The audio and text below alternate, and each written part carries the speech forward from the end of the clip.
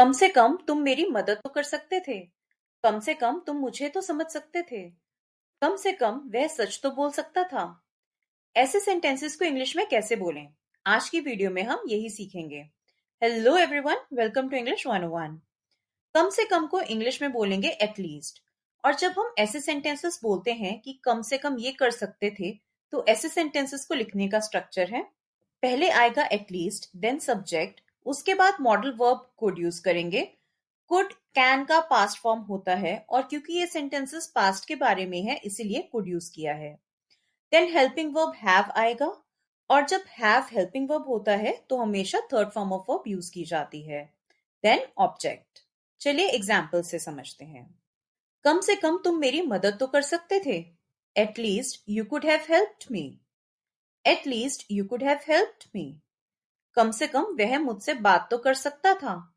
At least he could have talked to me. At least he could have talked to me. कम से कम तुम जवाब तो दे सकते थे। At least you could have given an answer. At least you could have given an answer.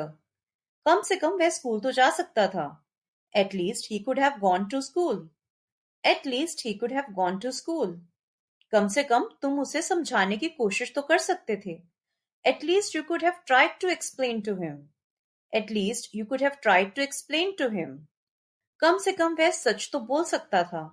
At least he could have told the truth. At least he could have told the truth. कम से कम तुम मुझे तो समझ सकते थे। At least you could have understood me. At least you could have understood me. कम से कम वह अपनी गलती तो मान सकता था। At least he could have admitted his mistake. At least he could have admitted his mistake. कम से कम तुमने हमें फोन तो किया होता। At least you could have called us. At least you could have called us. कम से कम वह थोड़ी सी कोशिश तो कर सकता था। At least he could have made a little effort. At least he could have made a little effort. कम से कम तुमने मुझे जानकारी तो दी होती। At least you could have informed me. At least you could have informed me. अगर आप हमसे personal coaching लेके अपनी इंग्लिश इंप्रूव करना चाहते हैं तो आप ऑनलाइन बैच ज्वाइन कर सकते हैं। डिस्क्रिप्शन में डिटेल्स है, आप हमें कांटेक्ट कर सकते हैं।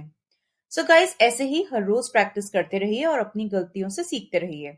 अगर वीडियो अच्छा लगा हो तो please like share and subscribe करें। Happy learning.